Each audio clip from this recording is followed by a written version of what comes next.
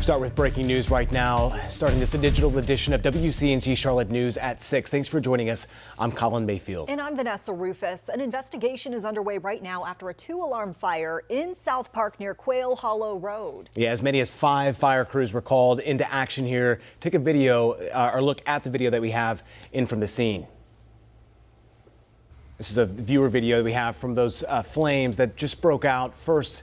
As you can see from the smoke, several crews even working to contain this fire. First responders confirmed for us that were called to the scene around 2 p.m. and called for more than 50 firefighters to respond to this scene and fire at the South Park Commons complex. My goodness, look at this damage here. Thankfully, no residents were injured, but take a listen to some of what they saw in the moments that these flames erupted from one of the buildings. I was just hoping everybody got out and all pets got out and nobody was going to be injured or, yeah, it was pretty bad. You ever seen a scene like this before, though, Never. with this many crews, things like that? Never saw anything like this before. It was pretty scary.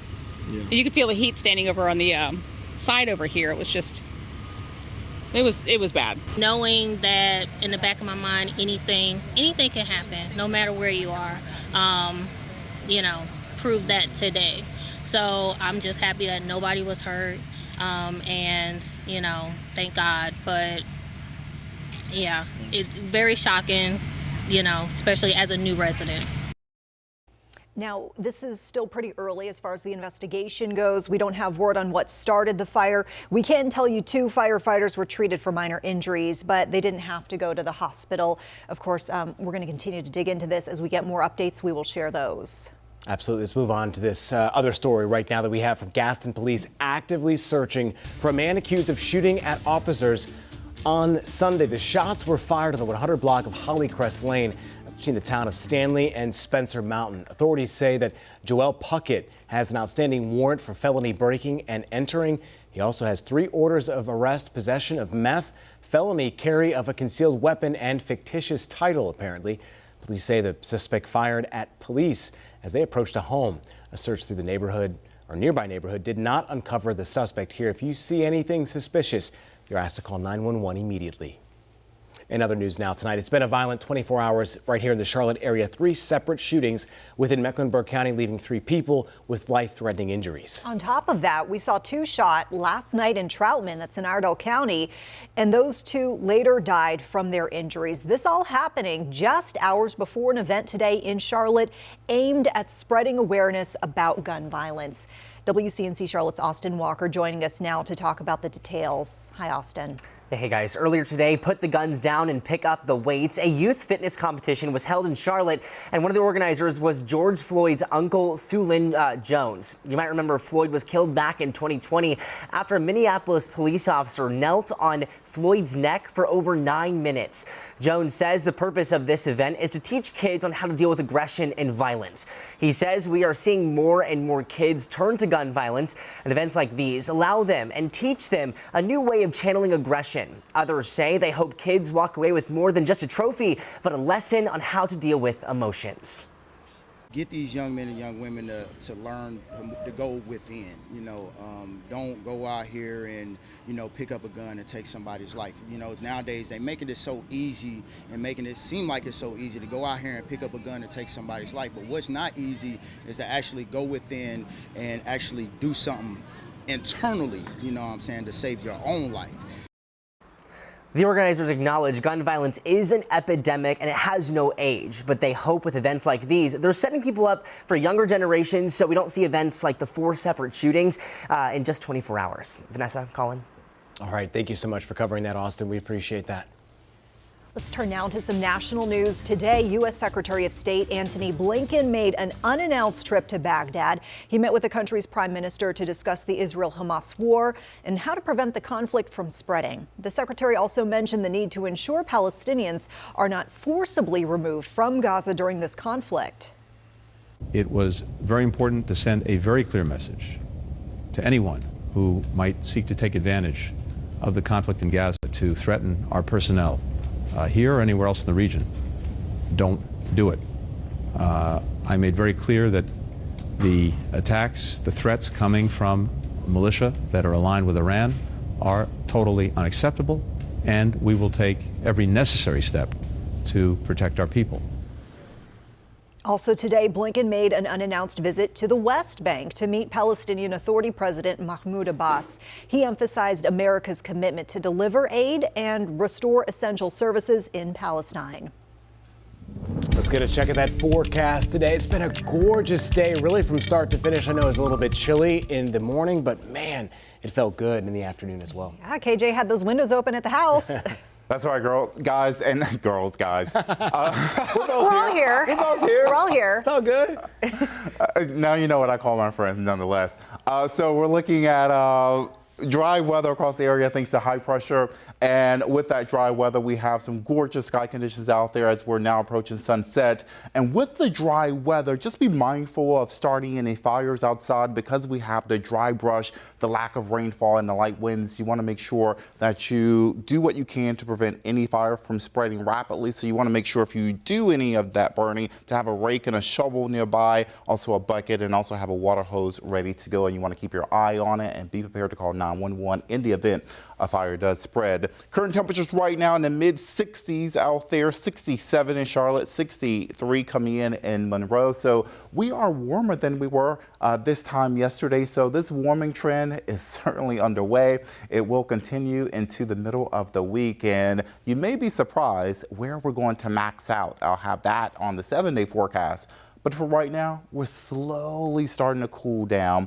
We're going to cool down through this evening. By 8 o'clock tonight, what's not going to change, we'll stay dry, we'll have clear skies, and temperatures will be down around 60 by 8 to 9 o'clock. Going forward, tomorrow morning is not going to be as cold as it was over the weekend. So this morning, yesterday morning, we had temperatures in the 32. This morning, we had temperatures in the upper 30s to around 40, but then Monday morning will be in the low and mid 40s. So the mornings will get a little bit better, so you won't need as heavy as a coat. But I do think you should have a sweater on to start off your day. By the afternoon, we're going to get even warmer into the mid and upper 70s. And yes, we will stay rain free. So not much in the way of rainfall. Those chances remain scarce at this time. Overnight lows in the low and mid 40s, 45 out the door in Charlotte, 42 in Monroe, 39. So some colder spots from Salisbury up into Boone and North Wilkesboro, and Morganton should be around 38 to 40 degrees. So we're going with more of a sweater forecast for this week. So 45, 48 by Tuesday, 50, so a little milder by Wednesday, even into your Thursday. And we could start off Friday morning in just a matter of days around 60. The forecast for tomorrow, I'm going with the mid 70s across the board, mid 60s, upper 60s in the mountains and the high country. Here's the Guy Roof and 7-day forecast. So this is the warm up I've been teasing ahead towards. 79 by Tuesday. We're looking at 80 to 82 by Wednesday and flirting with 80 once again for Thursday. We could have several days between Tuesday, Wednesday, Thursday with our temperatures close to 80 degrees. By the weekend, as we like to say around here, what goes up must come down. These temperatures will begin to drop by Friday, more cloud cover, and this will also give us an opportunity. You see it there, those rain chances will slowly increase, only at about 20%, but I think at this point we'll take what we can get, and then we'll have Saturday in the mid and low 60s, so we'll bring back out those sweaters, guys. Yeah, I've seen brown grass everywhere, KJ. Thanks for that heads up there. As the countdown to Election Day continues, you guys, early voting in North Carolina is now closed with less than 2 days until the 2023 municipal election. Officials in both Carolinas are getting ready to tally votes. And a quick reminder for you, in either state, you will need a photo ID to cast a ballot.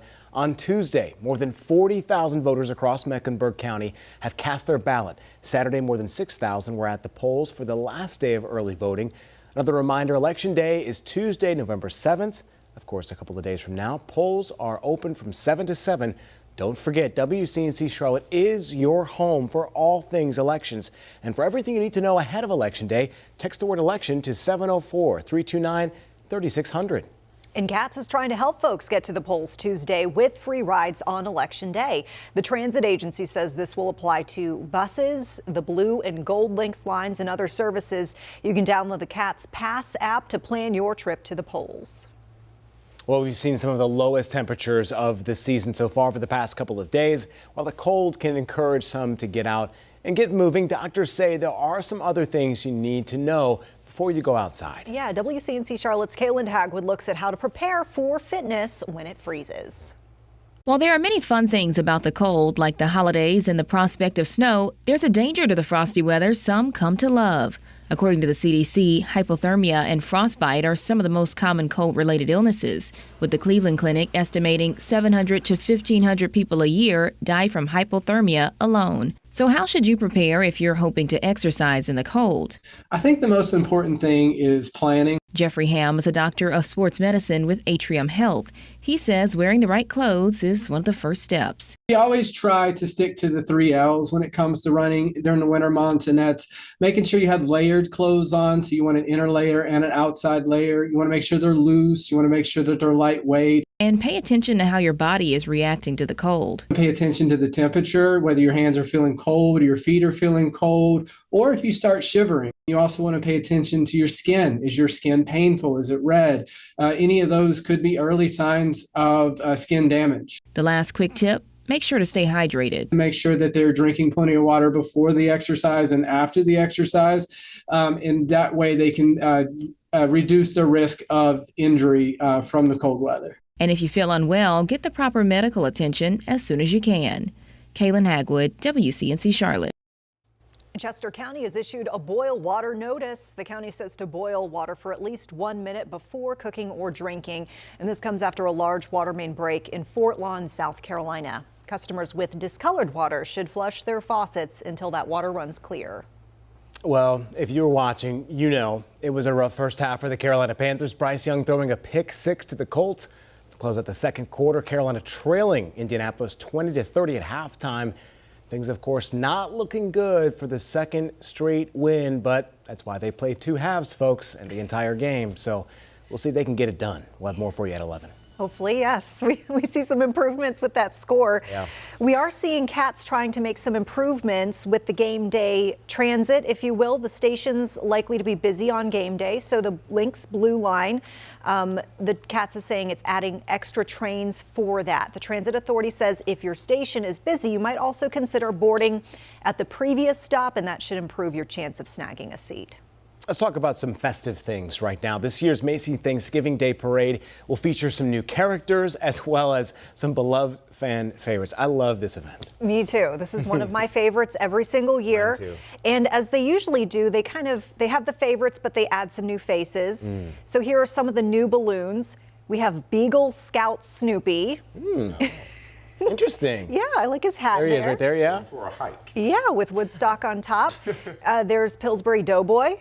Well, that's a favorite, isn't it? Yeah, of course. Because you know what comes along with Pillsbury Doughboy, right? Woohoo! Good things. And that. Oh, that's what I always think about is the laugh. You poke him and ooh. Yep, the belly poke. 97th year for Macy's Thanksgiving Day Parade. Wow. Yeah, 8:30 a.m. to noon, Thanksgiving Day. That will feature 25 balloons, 30 floats, 17 big names, musical talents, 9 marching bands, and we mentioned this a few days ago, but Cher is going to be a headliner. I marched in that in high school back in the day. Did? I did. Wow. Don't normally tell folks that, but it was a long day. But what an amazing experience. It was me and a choir group, and then many other choirs across the United States. Wait, you can sing? So you sang? I used to be able to sing. Let's hear. You've tried this before, KJ. Yeah, I want to hear something. Not on Did national. we find this on YouTube? You might be able to. Maybe I'll play some later on. Okay. I've got some songs on iTunes I can play for you. Okay. Yes. But they're not appropriate on television. Well, we are on a digital stream, so anything goes. Absolutely. If you say so. I'm excited to see this clip. All right. Well, hey, in terms of the forecast, guys, it's been really nice outside. We were outside pretty much the entire day today. Yes, and a gorgeous weekend from start to finish. Yeah. So kudos to that. And the weather pretty much stays the same. However, it does get much warmer, guys, by Tuesday, Wednesday, and Thursday. Yes, we had a little winter last week, but this week it looks like spring and summer all over again. However, we don't have the high humidity, but we will have dry weather, and we'll have those rain chances slowly coming back by the weekend.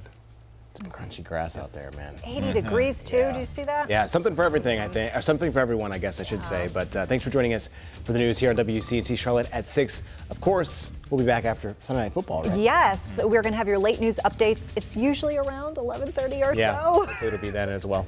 On the air. I'll see you tonight.